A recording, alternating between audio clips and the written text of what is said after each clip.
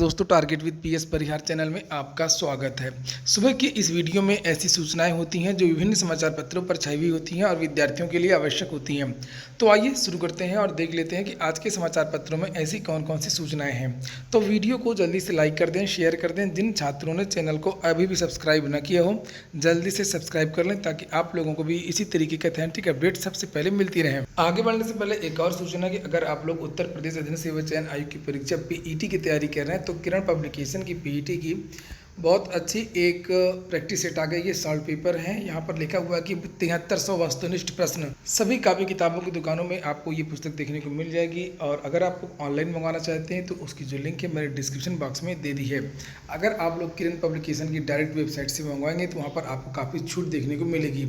इस पुस्तक में सॉल्व पेपर के अलावा यानी कि प्रैक्टिस सेट के अलावा आपको 1 वर्ष का करंट अफेयर भी देखने को मिलेगा। सबसे पहले सूचना है उत्तर प्रदेश अधीनस्थ सेवा चयन आयोग की। उत्तर प्रदेश अधीनस्थ सेवा चयन आयोग की ओर से पूरा डाटा जारी किया गया है कि कितने विद्यार्थियों ने कुल रजिस्ट्रेशन किए हैं, कितने विद्यार्थियों ने कुल आवेदन किए हैं। यहाँ पर लिखा हुआ है कि प्रारंभिक अर्हता परीक्षा में शामिल होने के लिए अब तक करीब 21 लाख आवेदन। हालांकि मैंने कल ही कई वीडियो में ही आप लोगों से बता दिया था कि 1 लाख आवेदन ही कंप्लीट हो पाए हैं 26 तारीख तक। यहाँ पर लिखा है कि लास्ट डेट तो इसकी 25 तारीख थी।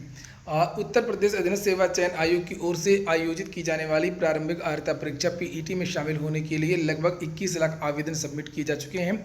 राज्य सरकार की सेवाओं में समूह ग के पदों पर भर्ती के लिए आयोग की ओर से आयोजित पीईटी के लिए शुक्रवार को ऑनलाइन आवेदन जमा करने की समय सीमा समाप्त हो गई। बहुत सारे जो विद्यार्थी हैं वो रजिस्ट्रेशन भी नहीं कर पाए क्योंकि 21 तारीख के बाद से रजिस्ट्रेशन की जो डेट है वो बढ़ाई नहीं गई थी।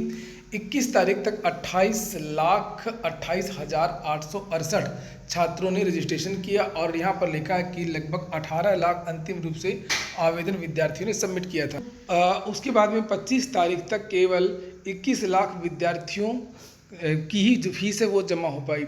अब बहुत सारे विद्यार्थी ये बता रहे हैं और बताया ये जा रहा है कि इसलिए कम आवेदन हुए क्योंकि बहुत सारे विद्यार्थियों की जो फीस है वो फेल्ड हो गई है। फीस फेल्ड हो गई है और बहुत सारे छात्रों ने 2 बार रजिस्ट्रेशन कर दिया है। अगर उनसे आवेदन में कोई गलती हो गई है तो उन्होंने सीधे दोबारा रजिस्ट्रेशन कर दिया है। वहीं पर विद्यार्थी अभियान चला रहे हैं। बहुत सारा विद्यार्थी मांग कर रहे हैं कि पीईटी में आवेदन के लिए पुनः विंडो खोली जाए। बहुत सारे विद्यार्थी जो है वो फीस भी नहीं जमा कर पाए। बहुत सारे ऐसे भी विद्यार्थी हैं जो रजिस्ट्रेशन भी नहीं कर पाए।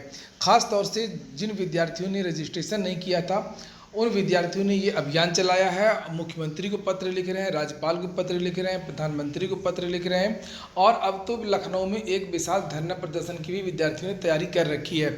यहाँ पर देखिए राज्यपाल को एक पत्र भेजा गया है। प्रयागराज में एक सीएमपी डिग्री कॉलेज है, वहाँ के पूर्व छात्र संघ अध्यक्ष हैं करण सिंह परिहार। लिखा है कि ये देखिए महामहिम राज्यपाल उत्तर प्रदेश अधीन सेवा चयन आयोग द्वारा आयोजित होने वाली प्रारंभिक अर्हता परीक्षा की आवेदन तिथि बढ़ाने के संदर्भ में आशा है कि आप सकुशल होंगी। सादर अवगत कराना है कि उत्तर प्रदेश अधीनस्थ सेवा चयन आयोग में प्रारंभिक अर्हता परीक्षा की आवेदन की अंतिम तिथि 21 जून 2021 थी, लेकिन अंतिम तिथि से 6 दिन पहले सर्वर धीमा नेटवर्क स्लो होने के कारण प्रदेश के लाखों छात्र छात्राएं फॉर्म भरने से वंचित रह गए। अतः आपसे सादर अनुरोध है कि युवाओं की भावनाओं के अनुरूप आवेदन की तिथि 15 दिन बढ़ाए जाने से प्रदेश के युवाओं को फॉर्म सबमिट करने का अवसर मिल जाएगा तथा वह परीक्षा में भागीदारी कर सकेंगे। सादर आभार। और ये यहाँ पर लिखा हुआ है।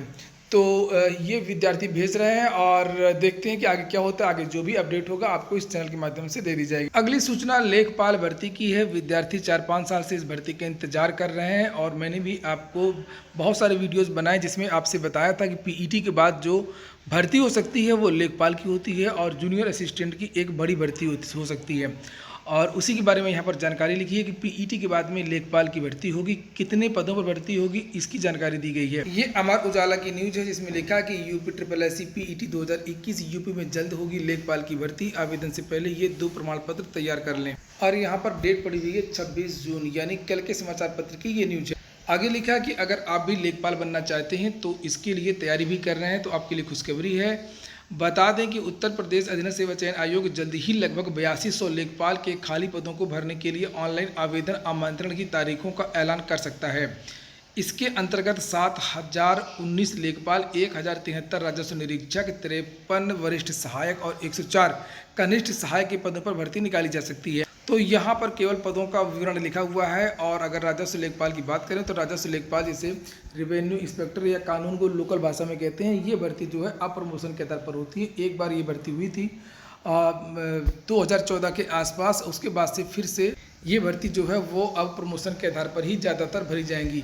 लेकिन हाँ, आपको लेखपाल की जो भर्ती है ये ज़रूर देखने को मिल सकती है साल के अंत में। अगली सूचना है टीजीटी पीजीटी भर्ती की। टीजीटी पीजीटी के लिए विद्यार्थी लगातार फिर से मांग करना शुरू कर दिया है विद्यार्थियों ने कि अब ये इस भर्ती की जो परीक्षा है वो सितंबर के महीने में ही होनी चाहिए। माध्यमिक शिक्षा सेवा चयन बोर्ड की ओर से टीजीटी पीजीटी 2021 लिखित परीक्षा की तारीख घोषित कर दी गई है। इसके बाद प्रतियोगियों ने बोर्ड के पूर्व मापदंड के अनुसार तारीख घोषित किए जाने की 2 माह बाद परीक्षा कराने की मांग की है। पीजीटी में 2595 और टीजीटी में 12603 पदों पर भर्ती निकाली है। दोनों की भर्ती की तारीख 24 जून को होगी। टीजीटी की 7 और 8 अगस्त व पीजीटी के अभ्यर्थियों की परीक्षा जो है 17 और 18 अगस्त को प्रस्तावित है। प्रतियोगी मोर्चा के अध्यक्ष विकी खान का कहना है कि परीक्षा तारीख कम से कम 60 दिन पहले घोषित करने का नियम है, लेकिन इसका पालन नहीं किया गया है। इसी कारण बोर्ड के सचिव से मिलने का समय मांगा है। इन विद्यार्थियों ने मांग की है कि परीक्षा जो है वो सितंबर के महीने में हो, लेकिन आप लोग कन्फ्यूज मत होइए, आप लोग पढ़ते रहिए। परीक्षा 90% संभावना है कि परीक्षा जो है वो अगस्त के महीने में ही होगी, चूँकि सुप्रीम कोर्ट में माध्यमिक शिक्षा सेवा चयन बोर्ड ने हलफनामा लगा दिया है और सुप्रीम कोर्ट को खुद बताया है चयन बोर्ड ने कि ये जो परीक्षा है वो 15 अगस्त के पहले टीजीटी की और 15 अगस्त के बाद में पीजीटी की होंगी। इसलिए परीक्षा को जो टलना है वो लगभग नामुमकिन है। अगली सूचना है नई प्राथमिक शिक्षक भर्ती की। लिखा है नई प्राथमिक शिक्षक भर्ती के लिए प्रशिक्षितों का धरना कल। अब लखनऊ जैसे ही कोरोना समाप्त हुआ वैसे ही विद्यार्थियों ने सड़कों पर उतरना शुरू कर दिया। पहले बहुत सारे विद्यार्थी लगातार सोशल मीडिया के माध्यम से सरकार से मांग कर रहे थे और अब विद्यार्थी लगातार धरना प्रदर्शन कर रहे हैं।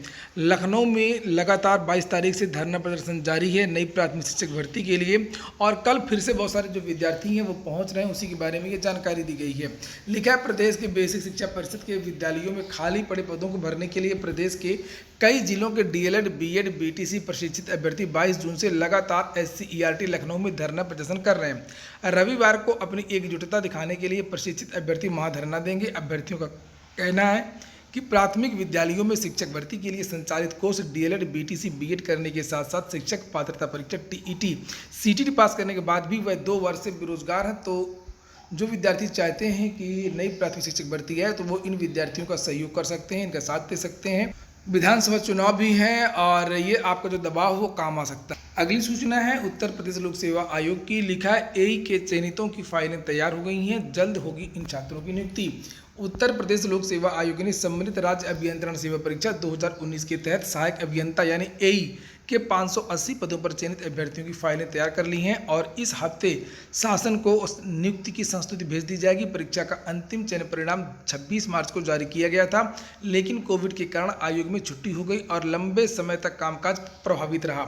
चयनितों के अभिलेख सत्यापन की प्रक्रिया के साथ उनकी नियुक्ति भी फंस गई। 3 माह के इंतजार के बाद अभ्यर्थियों को अब राहत मिलने जा रही है। तो ये पुरानी भर्ती थी जिसका जो परिणाम है अभी हाल ही के दिनों में आया था और एई की एक नई भर्ती भी आने वाली है लोक सेवा आयोग से। इसके बारे में मैंने कल ही एक वीडियो बनाया था। अगली सूचना है 69,000 शिक्षक भर्ती के रिक्त जो पद थे 6696 उन पदों की जो सूची है वो जारी कर दी गई है और जो डाटा है वो भी जारी किया गया है कि ओबीसी के कितने छात्र चयनित हुए हैं, ओबीसी के कितने छात्र ओवरलैप किए हैं। इसी तरीके से एससी के छात्रों के बारे में भी बताया गया। यहाँ पर आप लोग देख सकते हैं कि 2833 जो सामान्य वर्ग की सीटें थीं उसमें से 2257 सामान्य वर्ग के विद्यार्थियों का चयन हुआ है और उसी में से लगभग 576 जो ओबीसी के छात्र हैं उन्होंने ओवरलैप किया है।